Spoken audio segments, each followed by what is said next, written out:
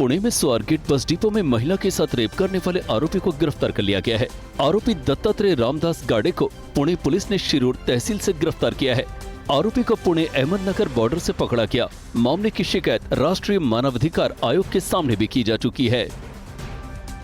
महाराष्ट्र के पालघर के विरार इलाके में एक शख्स पर 3 नाबालिग लड़कियों से रेप का आरोप लगा है। मामले की शिकायत के बाद आरोपी कमलेश कदम को गुजरात से गिरफ्तार कर लिया गया। फिलहाल आरोपी पुलिस रिमांड पर है। विरार पुलिस ने आरोपी के खिलाफ पॉस्को एक्ट सहित कई धाराओं के तहत केस दर्ज किया है। पुलिस मामले में आगे की जांच कर रही है। मुंबई के नालासोपारा इलाके में एक पिता पर अपनी ही 3 बेटियों के साथ रेप का आरोप लगा है।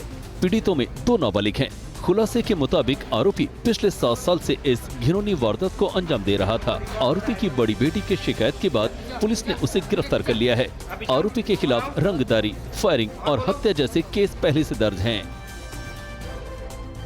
जम्मू कश्मीर के किश्तवाड़ जिले में एक बैंक से 19 लाख रुपए से ज्यादा की चोरी के आरोप में 2 लोगों को गिरफ्तार किया गया।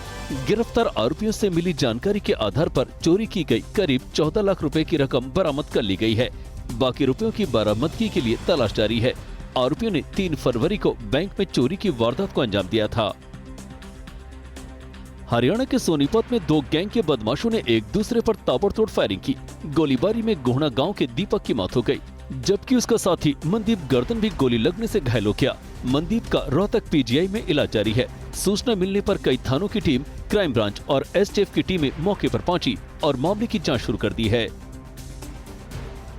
बिहार के पटना में महिला ठेकेदार पर फायरिंग से दहशत फैल गई। जानकारी के मुताबिक भवन निर्माण परिसर में टेंडर भरने आई संजना झा पर बदमाशों ने सरेआम फायरिंग कर दी। महिला ठेकेदार ने कार्यपालक पदाधिकारी पर आरोप लगाया है। पुलिस केस दर्ज कर इलाके के सीसीटीवी कैमरों को खंगाल रही है। उत्तराखंड के हरिद्वार जिले के खानपुर विधायक उमेश कुमार के रुड़की कैंप कार्यालय पर एक बार फिर फायरिंग हुई है। गोली चलने से इलाके में हड़कंप मच गया। जांच में एक शख्स सीसीटीवी में फायरिंग करता नजर आया। पुलिस ने केस दर्ज कर आरोपी की तलाश शुरू कर दी है। इससे पहले 26 जनवरी को भी उनके कैंप कार्यालय पर ताबड़तोड़ फायरिंग हुई थी। पंजाब पुलिस का ड्रग्स तस्करों के खिलाफ एक्शन जारी है। पंजाब के पटियाला में रिंकी नाम की तस्कर के मकान के अवैध हिस्से को बुलडोजर से ढहा दिया गया। महिला तस्कर पर एनडीपीएस एक्ट के तहत 10 मामले दर्ज हैं। रिंकी पिछले काफी समय से फरार चल रही है। आरोप है कि नशे की कमाई से ही उसने इस घर को बनाया था। पंजाब के बटाला में 2 जगहों पर ग्रेनेड हमला करने वाले आरोपी का पुलिस ने एनकाउंटर किया। मुठभेड़ के बाद एक आरोपी पकड़ा गया, जबकि 2 भागने में कामयाब रहे। पुलिस के मुताबिक आरोपी ने ही शराब कारोबारी के घर के बाहर 15 जनवरी और 17 फरवरी को ग्रेनेड अटैक किया था। पुलिस मामले में आगे की कार्रवाई में जुटी है।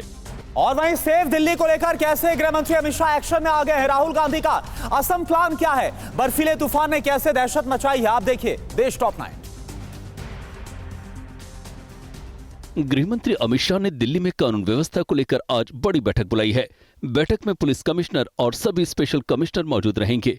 इसके अलावा सीएम रेखा गुप्ता, मंत्री आशीष सूद भी चर्चा में शामिल होंगे। समझा जा रहा है कि इस बैठक में पुलिस और दिल्ली सरकार के बीच समन्वय पर चर्चा की जाएगी। दिल्ली में आप विधायकों के निलंबन का विवाद राष्ट्रपति तक पहुंच चुका है।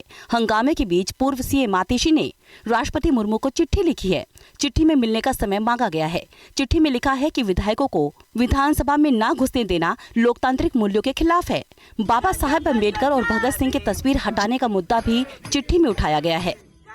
असम को लेकर कांग्रेस ने 1 साल की रणनीति बनाई है। ये रणनीति मल्लिकार्जुन खड़गे और राहुल गांधी ने असम के नेताओं के साथ बैठक में बनाई।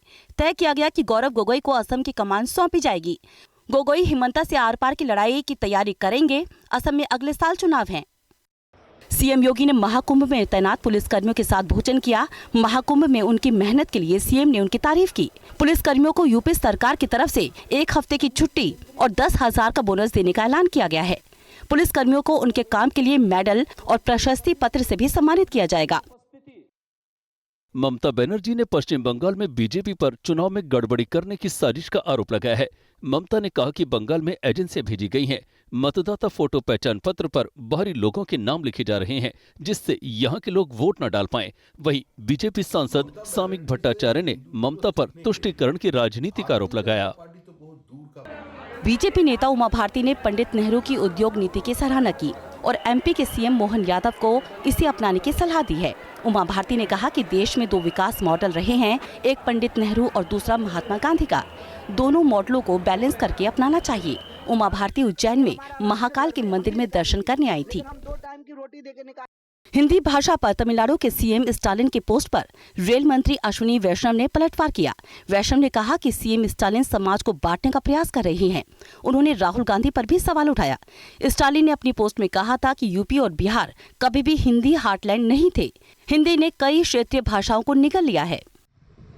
आज से इंदौर में यूनियन कार्बाइड के कचरे को जलाने की प्रक्रिया शुरू होगी। पहले चरण में करीब 10 टन कचरा जलाया जाएगा। इसके लिए पीथमपुर औद्योगिक क्षेत्र में सुरक्षा बढ़ा दी गई है। 24 थानों के करीब 500 पुलिसकर्मी तैनात किए गए हैं। जम्मू कश्मीर के कई इलाकों में बर्फीले तूफान से मौसम में फिर बदलाव दिख रहा है। किश्तवाड़ के इंदरवाल और पिंजरी नाला में चारों तरफ सफेद बर्फ की चादर नजर आई। वहीं गुरेज घाटी में बर्फबारी से 2 घरों को नुकसान हुआ है। लद्दाख के कारगिल में एवलांच की वजह से बर्फ हटा रहे ऑपरेटर बाल-बाल बच गए। प्रदेश की टॉप 9 खबरों में आज बात करते हैं संभल की जामा मस्जिद को लेकर हाईकोर्ट में आज क्या होगा और जयपुर में बीजेपी नेता आपस में क्यों भिड़ गए, आप देखिए। हुई हमारी है, अयोध्या हुई हमारी है। जामा मस्जिद परिसर में एएसआई निरीक्षण की रिपोर्ट आज इलाहाबाद हाईकोर्ट में दाखिल की जाएगी। इसके बाद मस्जिद की रंगाई पुताई की अनुमति पर सुनवाई होगी। इस बीच हिंदू पक्ष ने जामा मस्जिद की रंगाई पुताई का विरोध किया है। मुस्लिम पक्ष ने कोर्ट से मस्जिद की रंगाई पुताई की इजाजत देने की मांग की है। ये नजारा बीजेपी अल्पसंख्यक मोर्चे की बैठक के दौरान का है। पार्टी के पदाधिकारी प्रदेश अध्यक्ष मदन राठौड़ के सामने ही भिड़ गए। हुआ ये कि मदन राठौड़ जैसे ही मंच पर चढ़ने लगे तो उन्हें एक पदाधिकारी ने रोक दिया। इसी को लेकर राठौड़ के साथ आ रहे नेता ने उनको थप्पड़ जड़ दिया। काफी मशक्कत के बाद मौजूद नेताओं ने दोनों को अलग किया। उद्धव ठाकरे ने महाराष्ट्र के डिप्टी सीएम एकनाथ शिंदे पर निशाना साधा है। ठाकरे ने कहा, गंगा में डुबकी लगाने से महाराष्ट्र को धोखा देने का पाप नहीं धुलेगा। इससे पहले शिंदे ने महाकुंभ में न जाने के लिए उद्धव पर तंज किया था। शिंदे ने कहा था कि ठाकरे हिंदू कहलाने से डरते हैं। महाराष्ट्र सरकार ने ठाणे नगर पालिका में मराठी बोलने वालों का वेतन बढ़ाने का फैसला किया है। डिप्टी सीएम एकनाथ शिंदे ने कहा है कि वेतन में जो बढ़ोतरी रोक दी गई थी उसे फिर से शुरू करने के निर्देश दिए गए हैं। ये तस्वीर जम्मू कश्मीर के पुंछ इलाके की है। वीडियो में नदी में गिरी एक कार में फंसे लोगों का रेस्क्यू ऑपरेशन किया जा रहा है। पुलिस और एसडीआरएफ की टीमों ने मिलकर फंसे लोगों को निकाला। ये घटना पुंछ के कलई गांव के पास हुई। कार में 7 लोग सवार थे। 2 लोगों की तलाश अभी भी जारी है। धू-धू करके जलती स्कॉर्पियो गाड़ी की ये तस्वीर पटना की है। देखते देखते कार पूरी तरह से जलकर खाक हो गई। घटना की वजह से ट्रैफिक जाम हो गया। फायर ब्रिगेड ने कड़ी मशक्कत के बाद आग पर काबू पाया।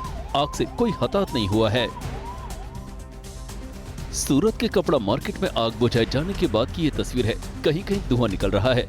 उन जगहों पर पानी की बौछार की जा रही है। कपड़ा मार्केट में 2 दिन से भीषण आग लगी हुई थी।